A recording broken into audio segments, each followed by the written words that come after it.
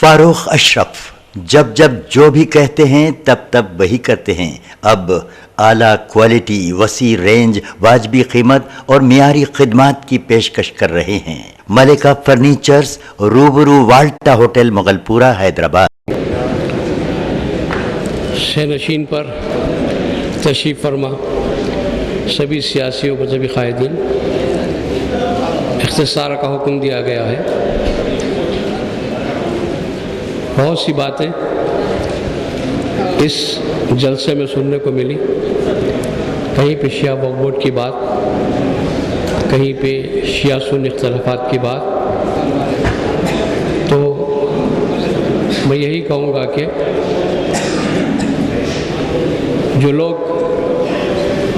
وہ لوگ شکر کا سجدہ بھی کر نہیں سکتے کسی نفاق کا ماتھے پہ جن کے پھوڑا ہے.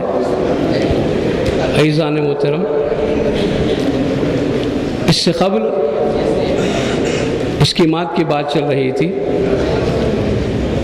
اس سے پہلے کہ میں ریاستی حکومت کی جانب سے کی گئی اسکیمات اور ہمارے ساتھ کی گئی ناانصافیوں پر روشنی ڈالوں، مرکزی حکومت مودی سرکار نے اس سال کے بجٹ میں گزشتہ سال کے بجٹ کے مقابلے میں 400 کروڑ روپے کا اضافہ کیا ہے. اور خاص طور پر مائنورٹیز کے جو اسکیمات شروع کی ہیں 2 سال میں، جو روشنی اسکیم خواتین کے لیے ہے، 3,17,000 خواتین نے ٹریننگ حاصل کی ہے. اسی طرح استاد جو اسکیم ہم نے شروع کی تھی، اس میں 2 لاکھ سے زیادہ لوگ تعلیم یافتہ ہوئے ہیں. نئی منزل ہماری اسکیم بہت ہی تیزی کے ساتھ آگے بڑھ رہی ہے. اس کے علاوہ اس سال 16 نئے ریزیڈینشیل اسکول کھولے جائیں گے. مختصر یہ کہ کانگریس کے دور میں آپ آزادی سے لے کے آج تک اگر انالائسس کر لیں، 21,095 اسکیمیں، 21,095 اسکیموں کا اعلان کیا گیا منموہن سنگھ سرکار کے اختتام تک، جس میں صرف 2% اسکیموں پر بھی امپلیمنٹ نہیں کیا گیا.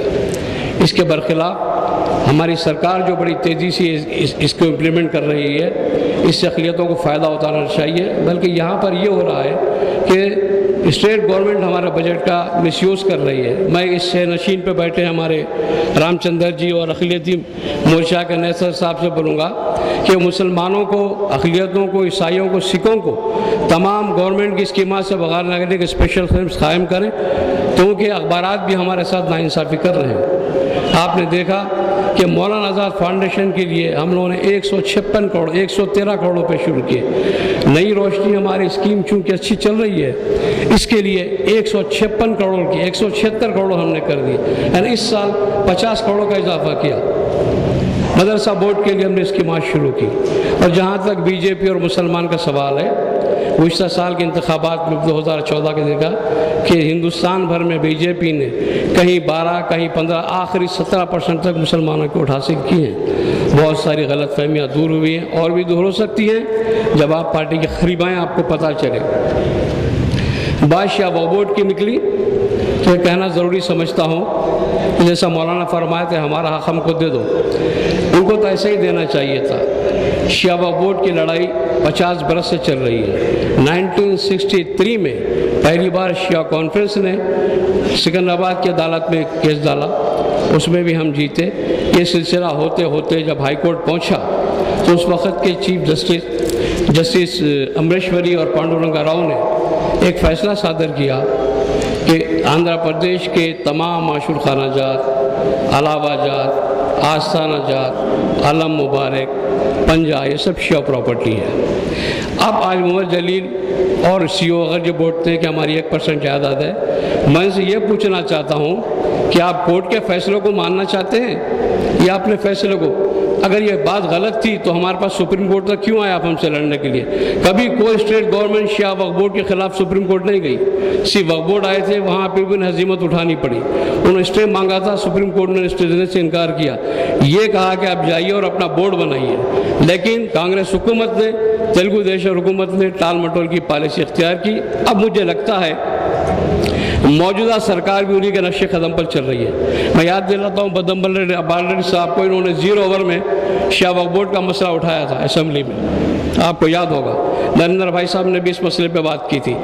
ابھی ہمارے لیے کوئی مسئلہ نہیں ہے، لیکن کورٹ کے فیصلوں کو بھی آپ ماننے کی بات نہیں کرتے.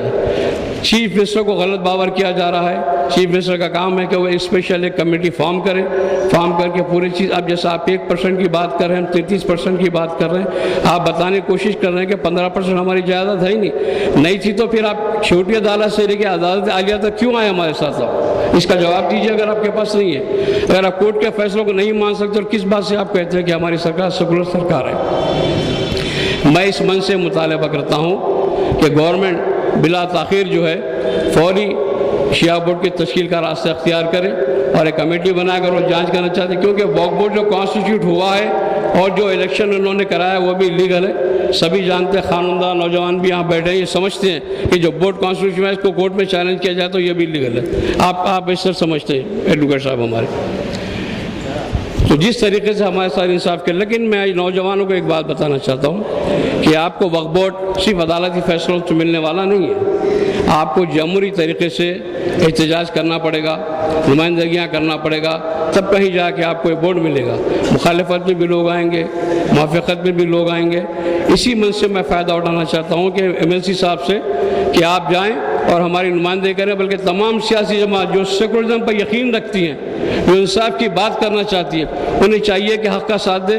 آپ کورٹ کی بات میں پوچھنا چاہتا ہوں، جو مسلم قائدین انہیں غلط باور کرا رہے ہیں کہ کورٹ کا فیصلہ آیا تو ہم اس کو مان لیں گے. اس مسئلے میں کہتے ہیں، بابری مسجد کے فیصلے میں کہتے ہیں کہ کورٹ کا فیصلہ آیا تو ہم مان لیں گے.